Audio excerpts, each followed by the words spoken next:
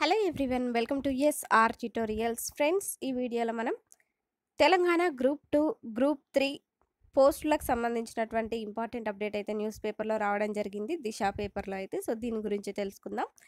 Group 2, group 3 పోస్టులు పెంచాల్సిందే, Indira park వద్ద నిరుద్యోగుల మహాధర్నా అంటూ ఈ విధంగా వచ్చిందనమాట. గ్రూప్ 1 మెయిన్స్కు 1:100 ప్రకారం ఎంపిక చేయాలని, గ్రూప్ 2, గ్రూప్ 3 పోస్టులు పెంచాలని డిమాండ్ చేస్తూ నిరుద్యోగులు గురువారం ధర్నాకు దిగారు. ఇందిరా పార్క్, ధర్నా చౌక్ వద్ద చేపట్టిన ఆందోళనకు పలు పార్టీలకు చెందిన నాయకులు మద్దతు తెలిపారు. ఈ సందర్భంగా పలువురు నిరుద్యోగులు మాట్లాడుతూ గ్రూప్ 2లో 2,000 పోస్టులు, గ్రూప్ 3లో 3,000 పోస్టులకు పెంచాలని డిమాండ్ చేశారు. అలాగే మెగా డిఎస్సి నోటిఫికేషన్ జారీ చేయాలని డిమాండ్ చేశారు.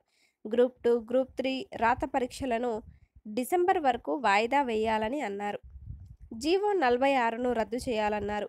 గురుకులాల్లోని బ్యాక్లాగ్ పోస్టులు భర్తీ చేయాలని కాంగ్రెస్ ప్రభుత్వం ముందు ఈ 6 డిమాండ్లను పెట్టారు. గురుకులాల్లోని బ్యాక్లాగ్ పోస్టుల భర్తీ చేయాలని కాంగ్రెస్ ప్రభుత్వం ముందు ఈ 6 డిమాండ్లను పెట్టారు.